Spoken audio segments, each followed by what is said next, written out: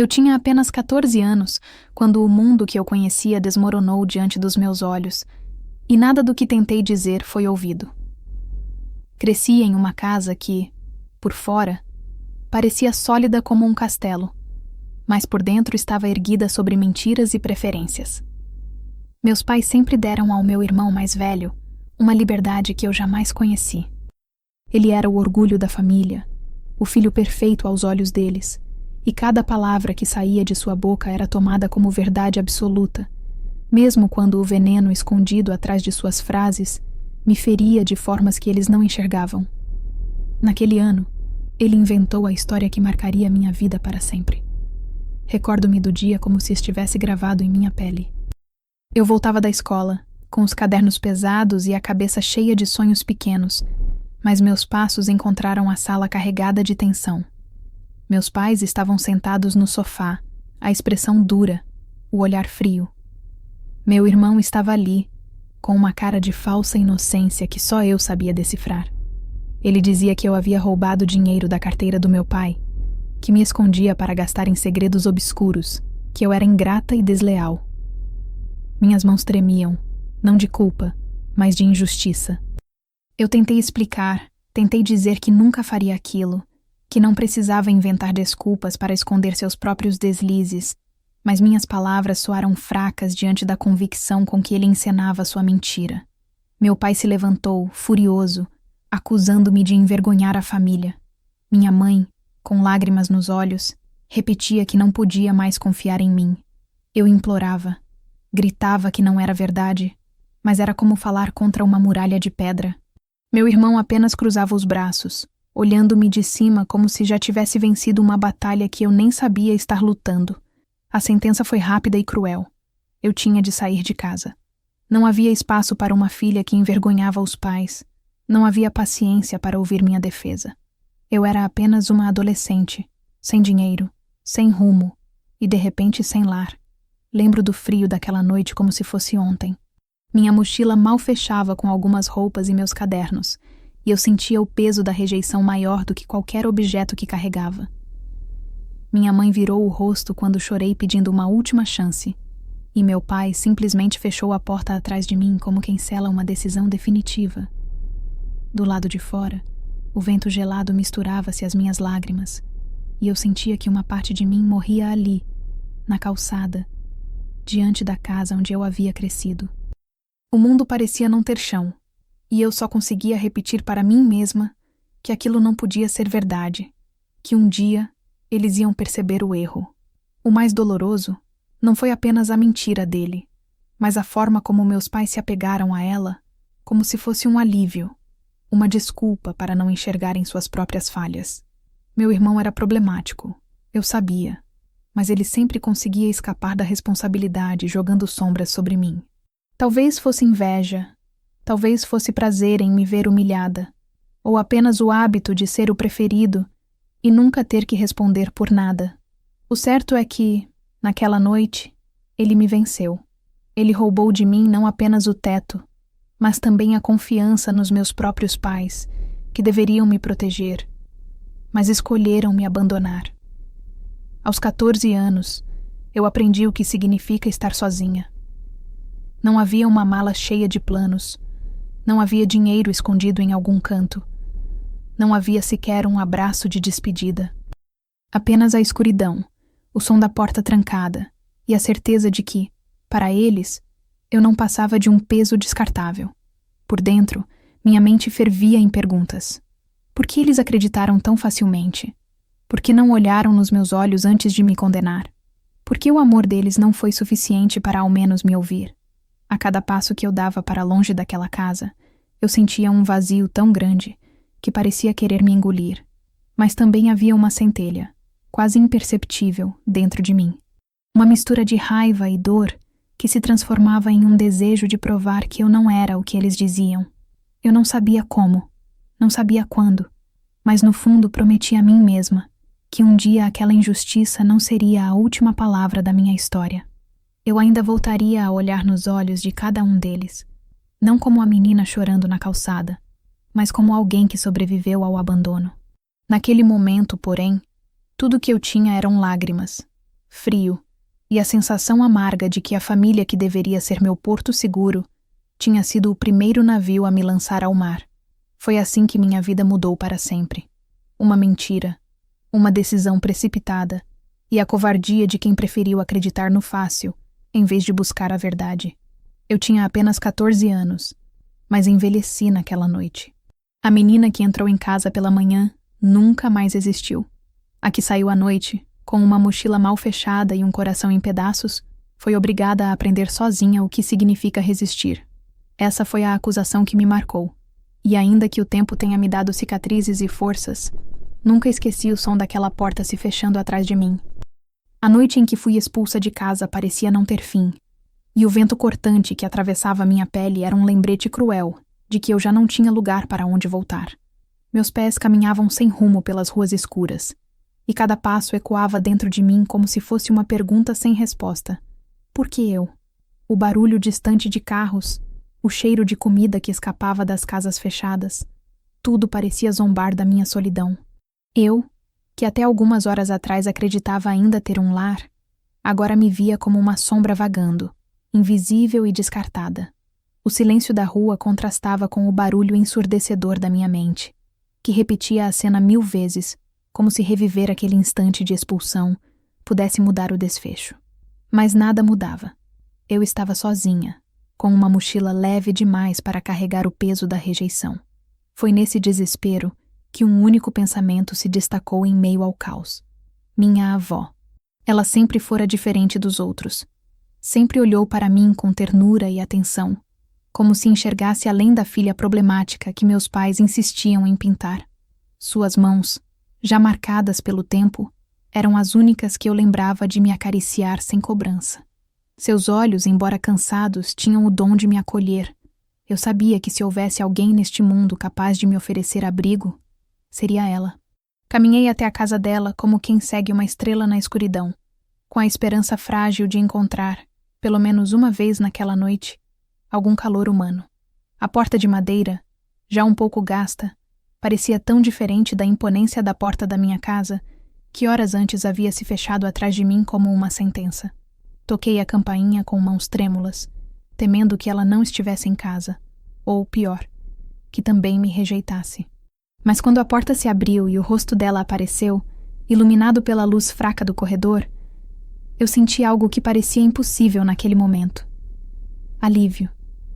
Ela não me perguntou nada no início, não exigiu explicações. Apenas me abraçou. Um abraço firme, cheio de silêncio, mas que dizia tudo. E naquele instante, pela primeira vez desde que a mentira do meu irmão foi dita, eu chorei sem tentar me justificar, sem tentar ser ouvida. Apenas chorei como a menina que ainda era. Minha avó me acolheu sem julgamentos, mas também sem ilusão. Ela me conhecia bem o bastante para entender que eu não tinha inventado nada, mas sabia que o mundo não seria gentil só porque eu tinha sido injustiçada. Preparou uma cama improvisada com cobertores cheirando a sabão e chá quente que queimava os lábios, mas aquecia a alma. Enquanto bebia, com as mãos ainda tremendo, ela disse com a calma que só o tempo concede: "Você não está sozinha. Vai doer, vai ser difícil, mas você vai se levantar." E aquelas palavras, tão simples, foram o primeiro tijolo de uma fortaleza que eu teria de construir dentro de mim. Nos dias que se seguiram, a vida na casa da minha avó foi um contraste brutal em relação ao que eu havia deixado. Não havia luxo, não havia fartura, mas havia honestidade. Cada refeição era feita com esforço, cada conta paga com cuidado, e mesmo assim nunca me faltou nada. Dormia em um colchão no quarto pequeno, mas era ali que eu descobri o valor de ter um espaço onde ninguém me olhava com desconfiança. O silêncio que antes me aterrorizava passou a ser um refúgio. Não havia gritos, não havia acusações, apenas o som do rádio antigo que minha avó ligava todas as manhãs e o cheiro de café fresco que se espalhava pela cozinha. Eu observava como ela, mesmo cansada, encontrava força para sorrir. Era como se quisesse me mostrar, sem palavras, que a vida não se resumia ao que eu tinha perdido. Ela me ensinou que dignidade não está no julgamento dos outros, mas na forma como levantamos depois da queda. E foi ao lado dela que comecei a reconstruir meus primeiros passos. ainda frágeis, mas já diferentes da menina chorosa que saiu expulsa de casa. Às vezes, quando a saudade ou a raiva me corroíam, eu me perguntava se meus pais sequer pensavam em mim. Será que ao menos se lembravam que eu tinha apenas 14 anos? Que eu ainda precisava deles? A resposta parecia óbvia. Para eles, eu era apenas uma mancha que preferiram apagar. Nessas horas, minha avó apenas segurava minha mão e dizia: "Quem mente uma vez precisa mentir para sempre. Mas quem é verdadeiro carrega isso como escudo." Eu não entendia completamente naquela época, mas aquelas palavras ficaram gravadas em mim. O frio daquela primeira noite foi substituído pelo calor de um abraço que me salvou, mas também pelo fogo de uma promessa silenciosa que comecei a cultivar. Eu nunca mais seria aquela menina ingênua que acreditava no amor incondicional da família.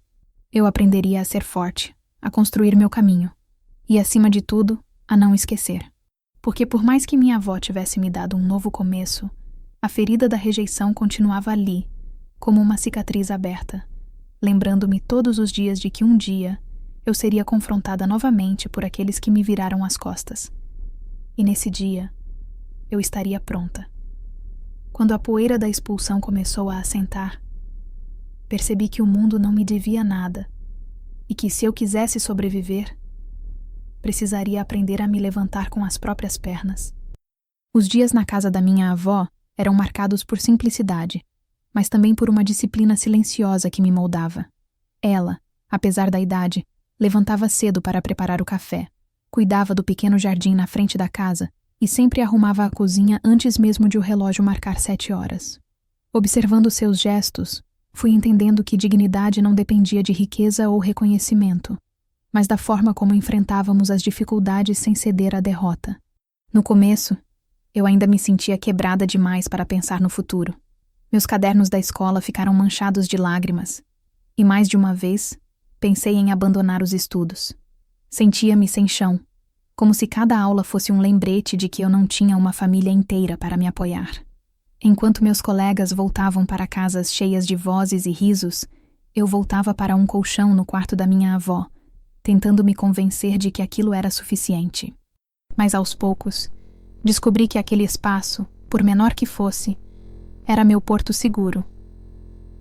Minha avó acreditava em mim de uma forma que ninguém mais jamais acreditara. Incentivava-me a continuar estudando, mesmo quando o cansaço parecia maior do que qualquer vontade. Ela me lembrava que conhecimento era uma herança que ninguém poderia tirar. Assim, comecei a me agarrar aos livros como se fossem tábuas de salvação em um mar revolto. Lia à luz fraca do abajur, revisava exercícios até tarde da noite e, mesmo exausta, me prometia que cada página estudada era um passo a mais para longe das mentiras que me derrubaram. Não foi fácil. A comida muitas vezes era contada. As roupas, sempre reaproveitadas. Enquanto minhas colegas falavam de festas, viagens e presentes, eu aprendia a remendar minha própria calça ou a improvisar cadernos com folhas soltas. Mas no meio dessa escassez, descobri algo valioso: a resiliência. Com 15 anos, arrumei meu primeiro trabalho. Era em uma pequena padaria do bairro, onde eu ajudava a repor os pães e a limpar o salão. O cheiro do pão fresco pela manhã era quase reconfortante, mas a sensação de ganhar meu próprio dinheiro, por menor que fosse, era um sopro de independência. Eu guardava cada centavo, sabendo que minha vida não podia mais depender da instabilidade de quem já me havia abandonado. Com o tempo, arrumei outros pequenos bicos.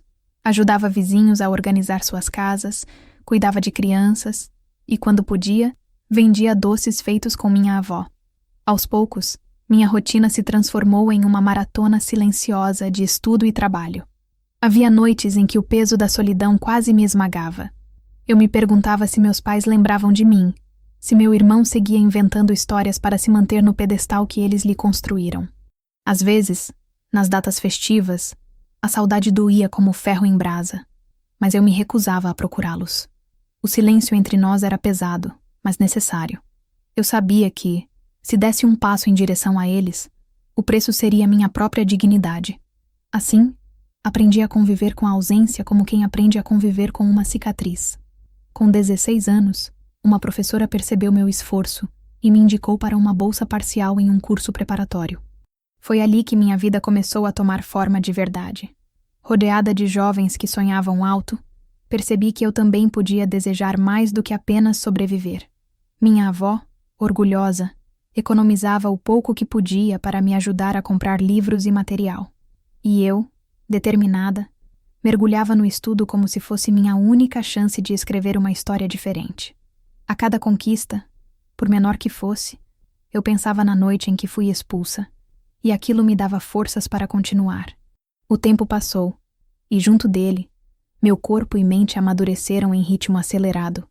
Eu já não era a menina assustada da calçada, mas uma jovem que aprendera a se virar sozinha. Comecei a enxergar a vida com outros olhos. Enquanto muitos se apoiavam no conforto de suas famílias, eu descobria o poder de não depender de ninguém além de mim mesma e da força discreta da minha avó. E mesmo que a saudade ainda apertasse, percebia que o silêncio entre mim e meus pais havia se transformado em algo mais, em combustível.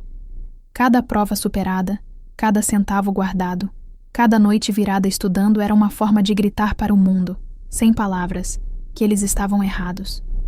Os anos de silêncio foram também anos de construção. O vazio que eles me deixaram foi preenchido por esforço, trabalho e aprendizado. Eu me reinventava a cada dia, transformando a dor em disciplina, a rejeição em força e a falta em vontade. Ainda não sabia exatamente onde tudo isso me levaria, mas sabia, com a mesma certeza que me acompanhou desde aquela noite, que um dia minha voz seria ouvida. E quando esse dia chegasse, eu não seria mais a menina expulsa por mentiras, mas a mulher que sobreviveu a elas. Enquanto eu me reconstruía em silêncio, com cadernos gastos e noites de estudo iluminadas por uma lâmpada fraca, meu irmão crescia aos olhos da família como um exemplo de sucesso. As notícias que chegavam até mim eram sempre as mesmas. Ele era o filho perfeito, o orgulho dos meus pais, o jovem que todos exaltavam em almoços de domingo e festas de família. Diziam que ele havia entrado em uma boa universidade, que tinha amigos influentes, que era querido por todos ao redor. Meu nome, em contrapartida, nunca era mencionado, como se tivesse sido riscado das lembranças, como se eu fosse apenas uma sombra incômoda que eles preferiam esquecer. Era cruel perceber que os mesmos lábios que me expulsaram aos 14 agora se abriam para contar e recontar façanhas de quem havia me condenado. Meus pais falavam dele como se fosse uma estrela, alguém predestinado à grandeza, e ninguém jamais se perguntava que preço eu pagara para que aquela mentira fosse sustentada. Nas conversas que chegavam até mim, por vizinhos ou conhecidos, eu era sempre a ausência. Não havia curiosidade sobre onde eu estava.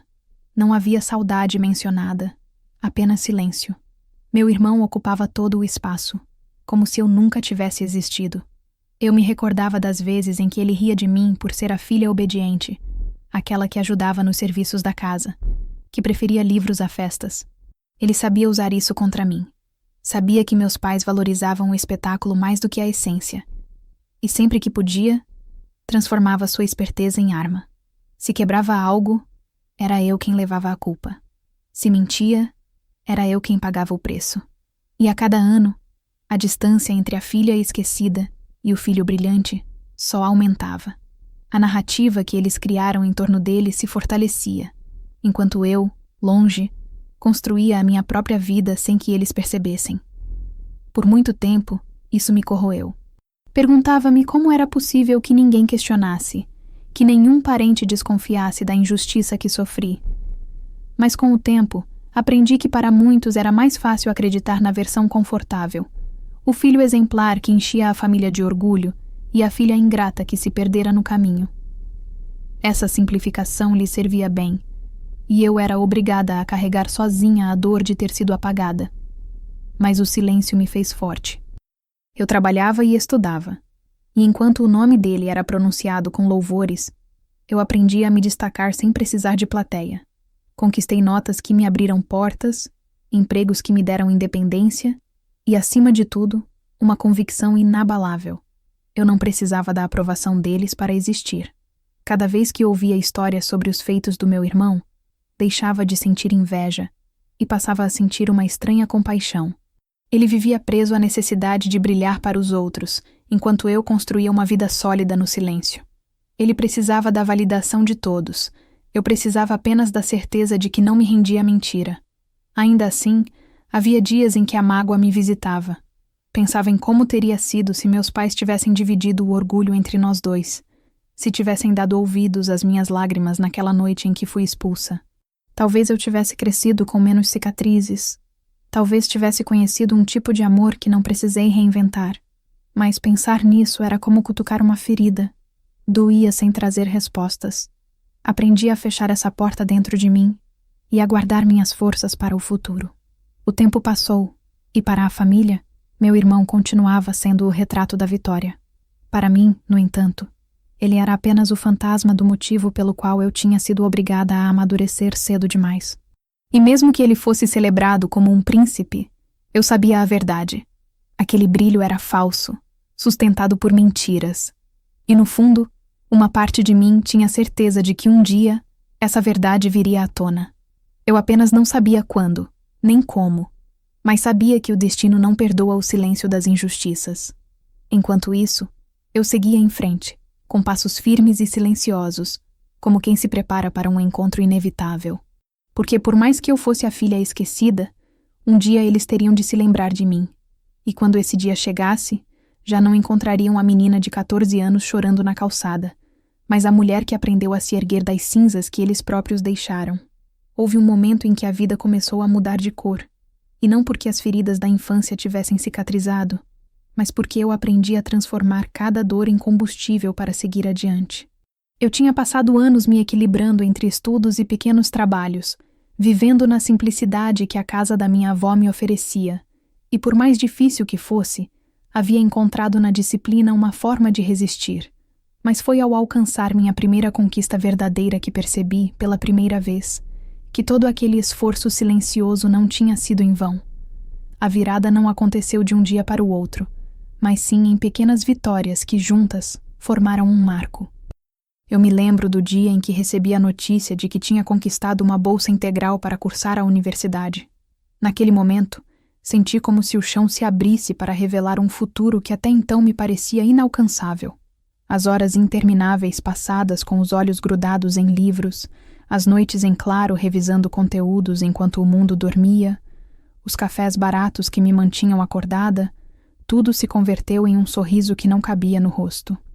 Minha avó, ao ler a carta junto comigo, chorou em silêncio, e eu entendi que aquele papel não era apenas uma entrada para o ensino superior, mas uma prova viva de que eu não era a menina ingrata que meus pais tinham pintado. Eu era capaz, eu era forte, e finalmente tinha algo concreto em minhas mãos que ninguém poderia negar. A universidade não foi fácil. Entrei em um mundo diferente, rodeada por jovens que tinham famílias inteiras os apoiando, que chegavam de carros, que viajavam nas férias, enquanto eu ainda dividia meu tempo entre trabalhos de meio período e as contas de casa. Eu me sentia pequena diante da ostentação, mas nunca permiti que isso me diminuísse. Pelo contrário, cada vez que alguém subestimava a minha capacidade, eu me fechava no silêncio e trabalhava o dobro, como quem responde com resultados e não com palavras. E foi assim que, pouco a pouco, conquistei o respeito de professores e colegas. Trabalhei em bibliotecas, dei aulas particulares, cuidei de crianças, e em cada ocupação aprendi algo que levava comigo. O que para muitos era apenas um sacrifício temporário, para mim era a própria vida, mas era uma vida que eu havia escolhido enfrentar de frente, sem me vitimizar, sem me curvar. E quanto mais avançava, mais percebia que a narrativa da filha perdida que minha família contava já não me representava. Eu já não era a garota que implorava por aceitação. Eu era uma mulher que escrevia sua própria história. Minha primeira grande conquista material foi quando consegui juntar dinheiro suficiente para alugar um pequeno apartamento próximo à universidade.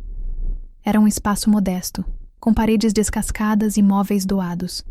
Mas para mim era um palácio. Fechar a porta atrás de mim e saber que aquele teto era fruto do meu esforço foi uma das sensações mais libertadoras que já vivi. Não havia luxo, mas havia liberdade. Eu decorava cada canto com simplicidade e carinho, sabendo que cada detalhe era prova de que eu havia chegado ali por mérito próprio. Foi nesse período que também publiquei meu primeiro artigo acadêmico em uma revista especializada.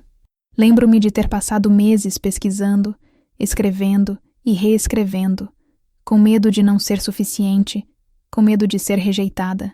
Mas quando vi meu nome impresso, quando percebi que minhas palavras estavam circulando em espaços que antes eu sequer imaginava alcançar, entendi que aquela era uma conquista que nem meus pais, nem meu irmão, nem ninguém poderiam apagar.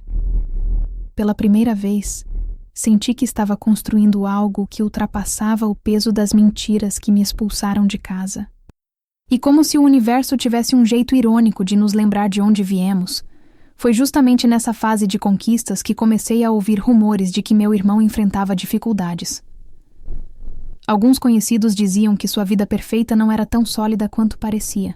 As histórias de festas, dívidas e escolhas impensadas começaram a circular, mas eu não me detive nelas.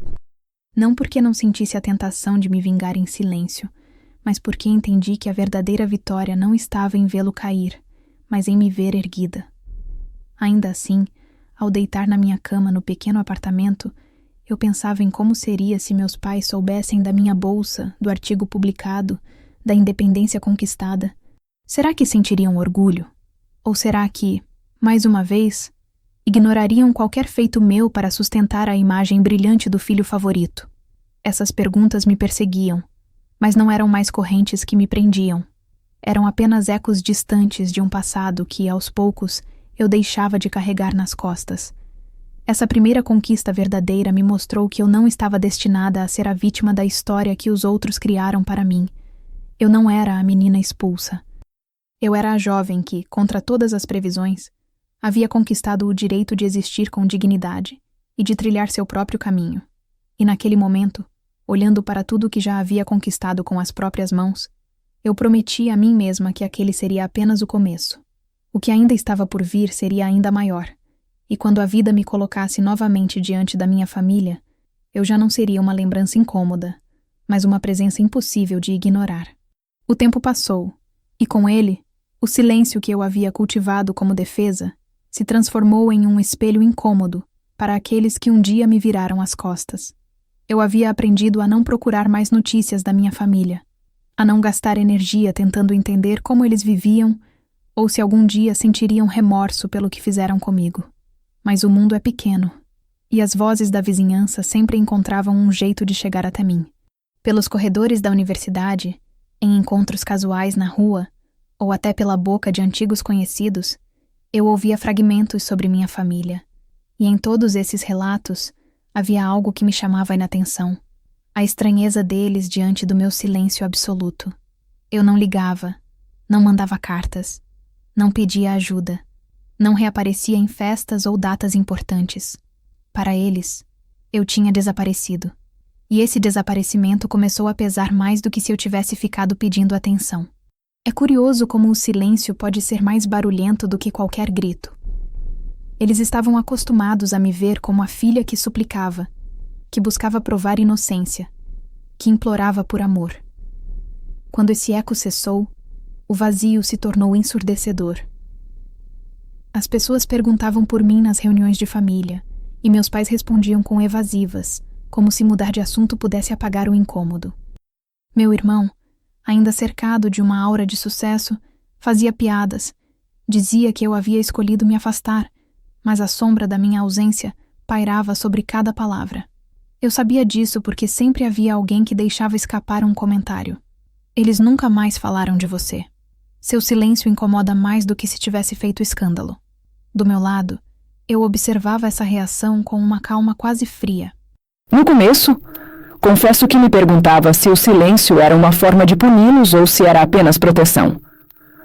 Com o tempo, percebi que eram as duas coisas. Proteger-me do veneno que eles sempre destilaram contra mim e, ao mesmo tempo, devolver-lhes um vazio impossível de preencher. Eles precisavam de minha voz para sustentar a mentira que haviam construído. Precisavam que eu aparecesse como a filha ingrata, desajustada, para que o brilho do meu irmão se destacasse ainda mais. Mas quando deixei de existir para eles, a mentira começou a se sustentar apenas no ar, e eu sabia que mais cedo ou mais tarde o peso desse vazio cairia sobre eles. Enquanto isso, minha vida seguia em direção oposta. Eu já não dependia de favores. Já não vivia em quartos emprestados. Tinha meu espaço, minhas conquistas e principalmente minha paz. O silêncio que eles tanto odiavam era o mesmo que me dava força. Eu não precisava mais de explicações, nem de justiça imediata. Eu tinha aprendido que a melhor forma de se vingar de quem nos rejeitou é continuar vivendo, crescendo e prosperando sem pedir nada em troca. Cada artigo publicado, cada avanço na minha carreira, cada passo que eu dava em direção a uma vida sólida era uma forma de me libertar da prisão emocional que eles haviam tentado me impor. Ainda assim, havia noites em que eu pensava neles. Não com saudade, mas com uma espécie de curiosidade distante. Perguntava-me se meus pais continuavam acreditando nas mentiras que justificaram minha expulsão, se meu irmão ainda carregava a mesma arrogância que lhe deu poder sobre mim. Pensava se, ao verem meu silêncio, algum deles tinha coragem de admitir, mesmo em segredo, que haviam errado. Mas nunca busquei respostas. Descobri que o silêncio é também uma arma contra a necessidade de explicações. Deixei que eles afundassem em suas próprias dúvidas, enquanto eu caminhava firme em minha estrada. O incômodo deles cresceu quando algumas de minhas conquistas começaram a ser noticiadas em jornais locais. Não eram manchetes grandiosas, mas reportagens acadêmicas, entrevistas rápidas sobre projetos que eu coordenava, menções discretas que chegavam até os olhos da família que havia me esquecido. De repente, aquela filha que havia sido apagada surgia em páginas de jornais, falava em conferências, representava instituições. Eu não precisava procurar por eles, porque o sucesso encontrava um jeito de atravessar fronteiras. E em silêncio, eu sabia que cada linha publicada era um lembrete de que eles estavam errados. Meus pais não conseguiam mais controlar a narrativa.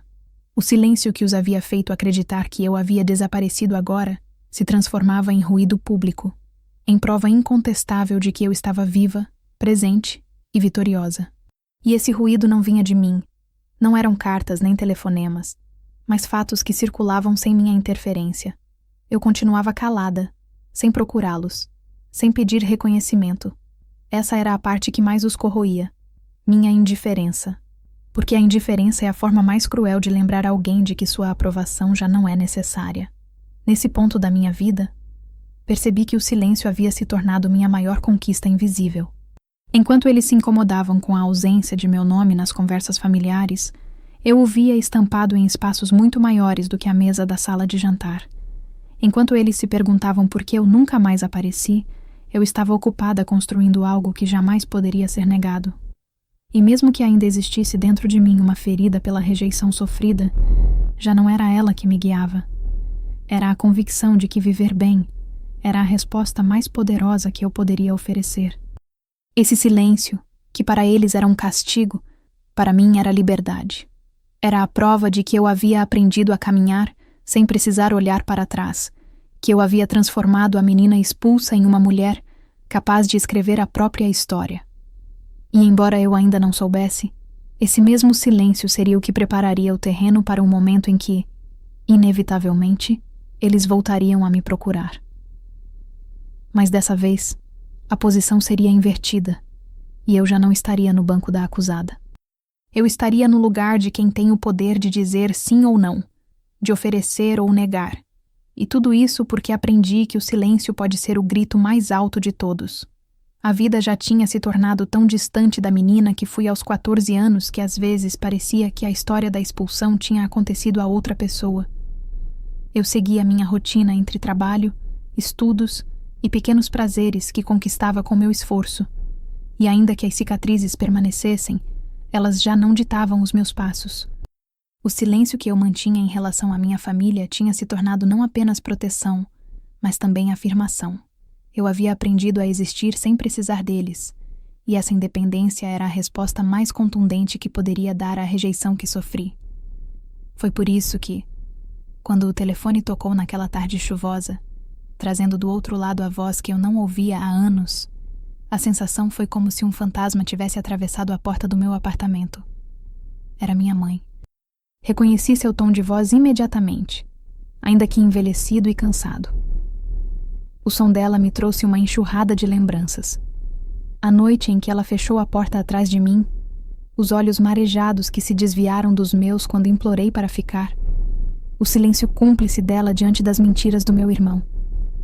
Senti um aperto no peito, uma mistura de raiva e surpresa, mas permaneci calada, esperando que ela falasse. Do outro lado da linha, houve alguns segundos de hesitação, até que ela finalmente disse: "Filha, precisamos conversar." Aquela palavra, filha, usada como se nada tivesse acontecido, ecoou em mim como uma afronta. Ela começou a falar rápido, misturando explicações mal formuladas com uma estranha tentativa de suavidade. Dizia que as coisas não estavam fáceis, que meu pai estava doente, que as finanças da casa estavam complicadas. Mencionou também meu irmão, mas dessa vez o tom não era de orgulho. Havia preocupação, quase desespero. Falou em dívidas, em escolhas ruins, em consequências que ninguém havia previsto. Ouvir aquilo me trouxe uma sensação amarga. Durante anos, ele foi exaltado como o brilhante, o perfeito, e agora as máscaras começavam a cair. Mas o que mais me incomodou não foi a queda dele, e sim a forma como ela conduzia a conversa. Não havia desculpas, não havia reconhecimento do passado, apenas uma tentativa de abrir caminho para o verdadeiro motivo do telefonema. Depois de alguns rodeios, ela finalmente disse o que precisava. "Precisamos da sua ajuda." Foram essas palavras que revelaram a essência do contato. Não me ligavam por saudade, não me ligavam por arrependimento, não me ligavam porque queriam me ouvir. Ligavam porque precisavam de mim, ou melhor, do que eu tinha conquistado. O silêncio que eu mantive por tantos anos havia deixado claro que não dependia deles, e agora, ironicamente, eram eles que dependiam de mim. Naquele momento, senti uma mistura de triunfo e tristeza. Triunfo porque a vida tinha se encarregado de inverter os papéis. Tristeza porque, mesmo após tudo, eles não eram capazes de reconhecer o erro, apenas de estender a mão quando a conveniência os obrigava. Eu ouvia minha mãe falar e lembrava da menina expulsa com uma mochila nas costas, chorando na calçada. Lembrava do frio daquela noite e do calor do abraço da minha avó. Lembrava das horas incontáveis de estudo, das mãos calejadas pelo trabalho, das lágrimas engolidas em silêncio. E agora, todos aqueles anos se condensavam em uma cena. Minha mãe pedindo ajuda como se nada tivesse acontecido. Não respondi imediatamente. Deixei que ela falasse, que derramasse palavras como quem tenta construir uma ponte sobre um abismo, mas eu sabia que o abismo não poderia ser atravessado com meia dúzia de frases. Por dentro, o coração batia acelerado, mas minha mente permanecia fria. Eu sabia que aquele era apenas o primeiro contato de muitos, que a necessidade abriria caminho para súplicas cada vez mais explícitas, mas também sabia que ali começava o meu poder. Pela primeira vez, não era eu quem pedia para ser ouvida. Eram eles que imploravam para que eu desse atenção. Quando desliguei o telefone, fiquei alguns minutos em silêncio, olhando pela janela as gotas de chuva escorrerem pelo vidro. Pensei em como a vida é irônica. Eu, a filha esquecida, agora era a esperança deles. Aquele telefonema não era apenas um pedido de ajuda. Era o sinal de que meu silêncio os havia corroído mais do que eu poderia imaginar. Eles tinham passado anos celebrando o filho perfeito, enquanto a filha rejeitada construía, em silêncio, o alicerce que agora se tornava indispensável. Não senti pressa em responder, tampouco em procurar saber mais detalhes. Eu sabia que o desespero faria com que voltassem a ligar, que insistissem, que tentassem me convencer de que a família precisa se unir. Mas dentro de mim, uma certeza já se formava. Quando a hora chegasse, eu não deixaria que essa reaproximação acontecesse sem que a verdade fosse lembrada. Eu não tinha esquecido e não deixaria que eles esquecessem. O primeiro telefonema inesperado havia acontecido, e com ele começou um jogo de poder que dessa vez eu estava disposta a jogar até o fim. Depois do primeiro telefonema, que caiu sobre mim como um trovão inesperado, começaram a vir outros, mais frequentes, mais insistentes, cada vez mais envoltos em uma roupagem calculada de afeto. Era como se, de repente, depois de tantos anos de silêncio e esquecimento, eu tivesse voltado a ser uma peça importante no tabuleiro da vida deles. Mas não por amor, não por arrependimento, e sim por necessidade. A cada nova ligação, percebia que a estratégia mudava, como se eles testassem diferentes formas de me atingir. No início, o tom era quase formal, uma tentativa fria de estabelecer contato. Depois, tornaram-se mais melosos, recheados de frases que soavam estranhas em minha boca, quando eu as repetia mentalmente. Sentimos sua falta. A família nunca deixou de pensar em você. As coisas que aconteceram ficaram no passado. Era doloroso perceber que cada uma dessas palavras, que deveriam carregar o peso de sentimentos verdadeiros, soava vazia, oca, quase ensaiada. Eu lembrava da menina de 14 anos, com lágrimas no rosto, sendo expulsa por acusações falsas, e imaginava como teria sido se aquelas mesmas vozes tivessem, naquela época, me dado ao menos uma chance de explicação. Mas não. Naquela época fui descartada, empurrada para fora como quem tira um fardo incômodo do caminho. Agora, no entanto, o tom era de saudade, de preocupação, de um carinho que jamais existiu. E eu, mais madura e calejada, sabia reconhecer a diferença entre afeto genuíno e manipulação. Meu irmão, aquele que sempre fora o preferido, também começou a aparecer nessas tentativas de contato. Uma vez, ele mesmo me ligou, e sua voz, que antes carregava arrogância e soberba, soava agora carregada de ansiedade e até de um certo desespero contido. Ele tentou disfarçar, tentou reencenar o papel do irmão seguro e dominante, mas falhava nas entrelinhas. Disse que havia cometido erros, mas logo desviava o assunto, como se admitir fosse abrir uma ferida que ele não estava pronto para encarar. Tentava me convencer de que, apesar das diferenças, éramos irmãos, e que irmãos deveriam se apoiar nos momentos difíceis. Eu ouvi, em silêncio, sem interromper. Mas dentro de mim, a raiva antiga se misturava a uma estranha compaixão. Eu sabia que não podia confiar em suas palavras, porque era ele quem tinha colocado a primeira pedra na destruição da minha vida. Mas também percebia que sua máscara começava a rachar. As tentativas de manipulação tornaram-se cada vez mais evidentes. Minha mãe falava em noites sem dormir, em como sentia minha ausência nas festas de fim de ano, como a mesa parecia incompleta sem mim. Era curioso, porque eu lembrava bem que, mesmo antes da expulsão, minha presença nunca fora celebrada. Eu sempre estava ali, ajudando a arrumar, servindo, sendo a filha silenciosa, e ainda assim era como se eu fosse invisível. Agora, de repente, eu era descrita como a peça que faltava para restaurar a harmonia familiar. Eles diziam que o passado havia ficado para trás, como se fosse possível varrer debaixo do tapete anos de rejeição e dor. Aos poucos, percebi que essa súplica disfarçada de afeto não era apenas uma estratégia, mas uma forma de me testar. Eles esperavam que meu coração amolecesse, que a saudade me levasse de volta, que o desejo de ser aceita finalmente me fizesse abrir mão do que conquistei. Mas eu já não era a adolescente desesperada por aprovação. O silêncio, as conquistas, a vida que construí com minhas próprias mãos me deram a clareza de enxergar além das palavras bonitas. O que eles queriam não era minha presença, era meu apoio financeiro, minha estabilidade, meu sucesso que agora lhes fazia falta. Mesmo assim, havia momentos em que eu quase me deixava levar pela armadilha. Em algumas noites, ao ouvir a voz trêmula da minha mãe ao telefone, uma parte de mim queria acreditar que havia ali algum arrependimento sincero. Mas bastava lembrar do frio da calçada, do calor do abraço da minha avó, das lágrimas ignoradas, para que eu voltasse a me firmar. Eu não podia permitir que aquela manipulação me prendesse novamente. O afeto que eles tentavam encenar não era real. Era apenas o reflexo da necessidade que agora os empurrava até mim. Houve uma vez em que minha mãe disse, quase chorando: "Você sabe que sempre foi a mais sensata, a mais forte. Precisamos de você agora, filha." E aquelas palavras, que deveriam me comover, soaram como uma sentença invertida. Sim, eu era a mais forte.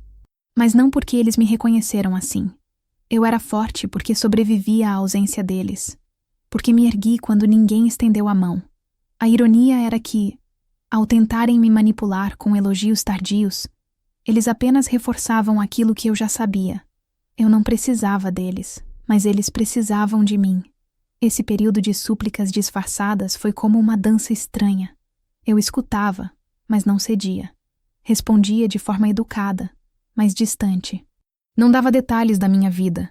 Não oferecia abertura para aproximações verdadeiras. E cada vez que desligava o telefone, sentia o peso de um jogo que se intensificava. Eu sabia que, mais cedo ou mais tarde, a máscara cairia de vez, e eles deixariam de lado o teatro do afeto para mostrar o verdadeiro motivo da reaproximação.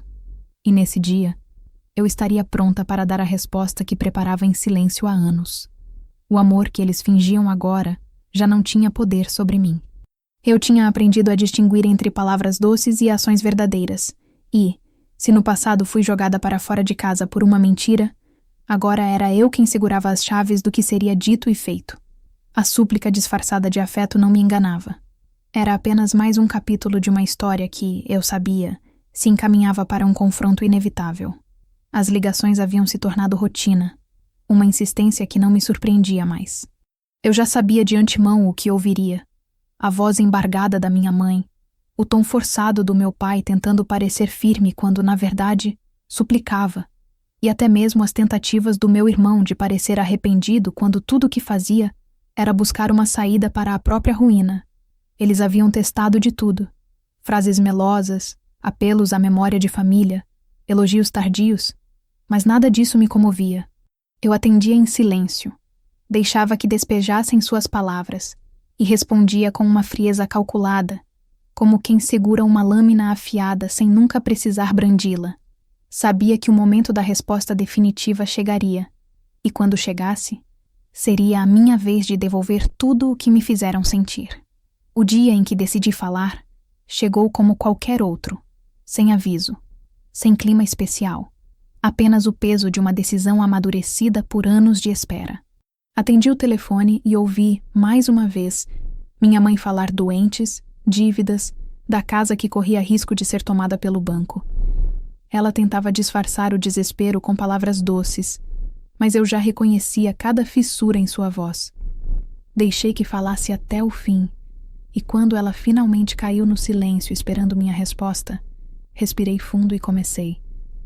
Não alterei o tom, não gritei, não chorei.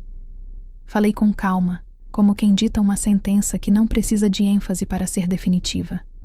Vocês precisam da minha ajuda agora, mas quando eu precisei da de vocês, fui jogada para a rua com 14 anos.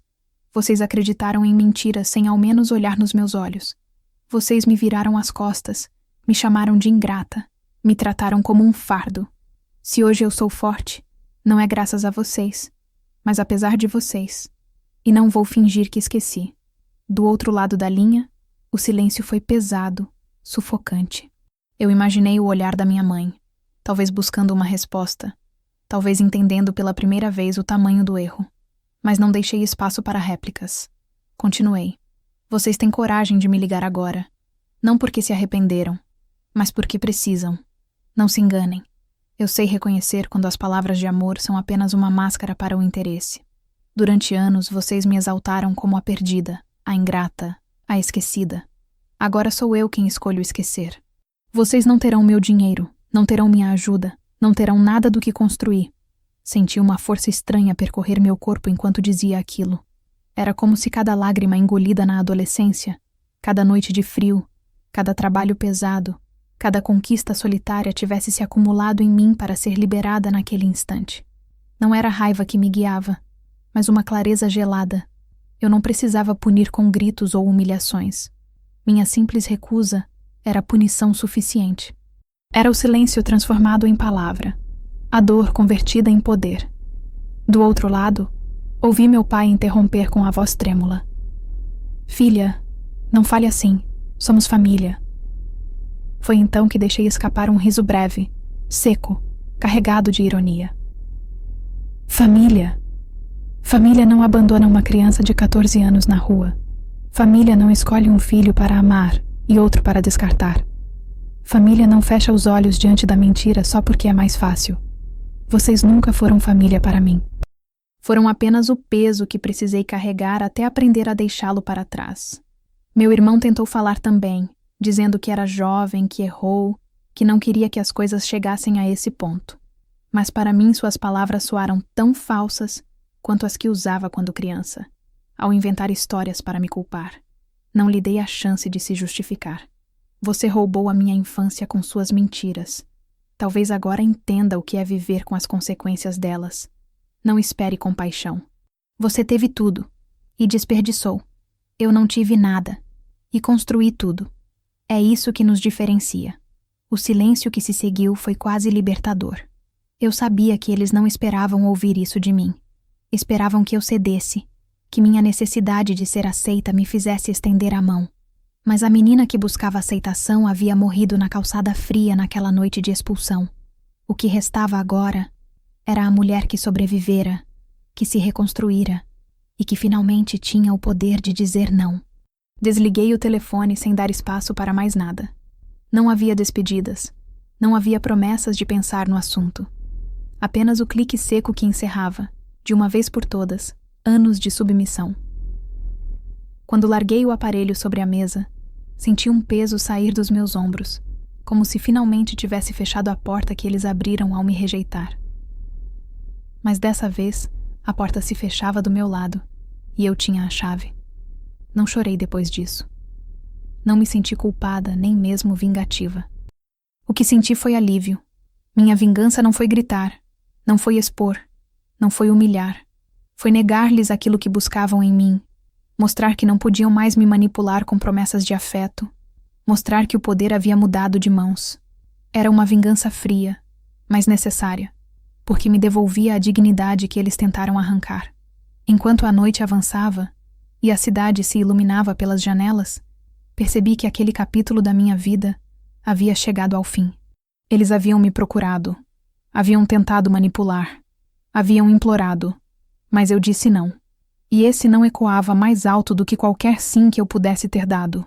Era a prova de que, no fim, a verdade sempre encontra um jeito de se impor, e de que quem foi rejeitado pode, um dia, escolher rejeitar. Depois da última ligação, quando fechei a porta definitivamente para a família que me rejeitou, senti como se tivesse atravessado um limiar invisível. Era como se eu tivesse passado anos presa em um corredor escuro, com portas que sempre se abriam para a dor, para a lembrança do abandono. E agora, pela primeira vez, uma dessas portas se fechava atrás de mim sem que eu tivesse medo do silêncio que ficava. Não havia mais o peso da expectativa. Não havia mais a necessidade de ouvir desculpas que nunca chegariam. O que restava era apenas o futuro, amplo e aberto, sem fantasmas à espreita para me lembrar do que sofri. Nos dias que seguiram, percebi que algo em mim havia mudado. O telefone, que antes eu atendia com a atenção de quem espera outra súplica, agora tocava apenas para amigos, colegas, pessoas que de fato faziam parte da minha vida. E o simples ato de desligar a mente do passado me deu uma paz que eu jamais havia experimentado. As ruas da cidade pareciam menos hostis, os compromissos do trabalho menos pesados.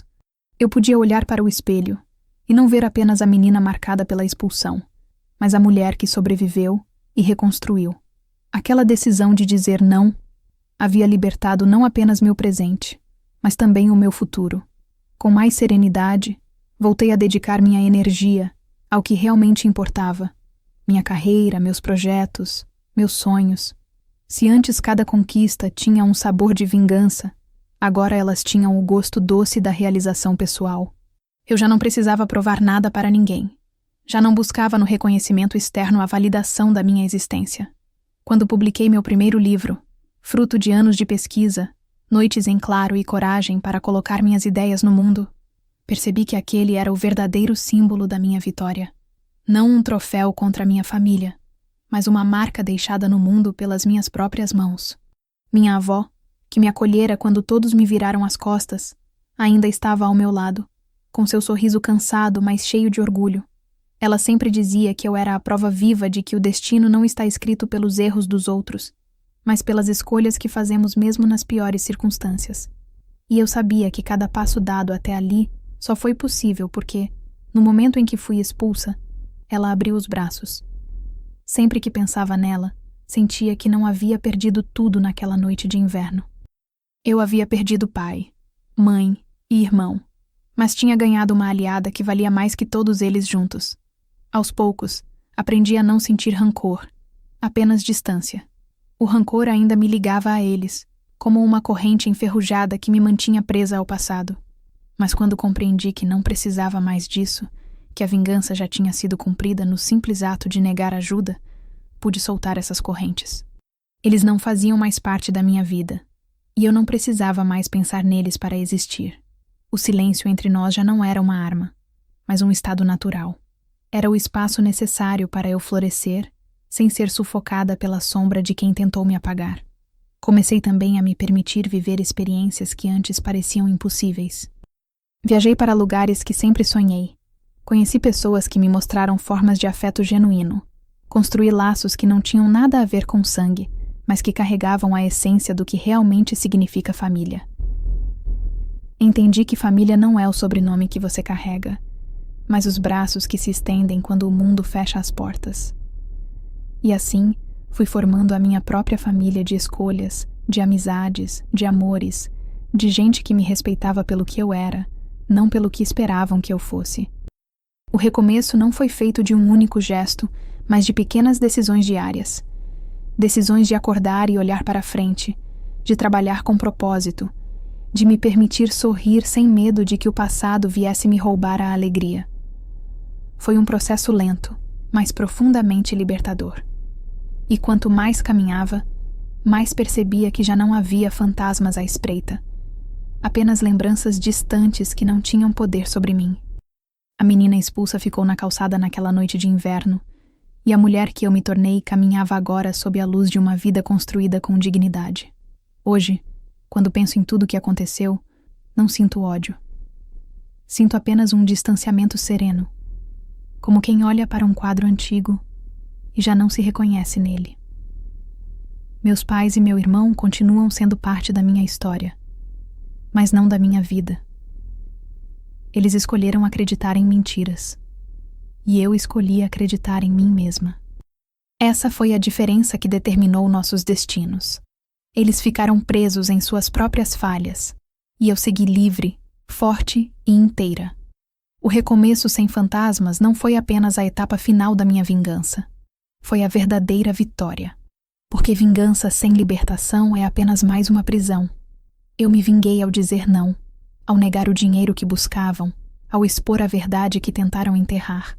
Mas me libertei quando percebi que não precisava mais pensar neles, quando entendi que meu futuro não dependia de rancor, mas de coragem. E foi nessa liberdade que descobri a maior conquista de todas: ser dona da minha própria vida, sem precisar provar nada a quem me rejeitou. Assim, fecho este capítulo com a certeza de que não carrego mais correntes. Sou a mulher que sobreviveu à injustiça, que cresceu no silêncio e que se ergueu com dignidade. Não há fantasmas à minha volta, apenas o horizonte aberto de uma vida inteira para viver. E finalmente posso dizer: eu venci.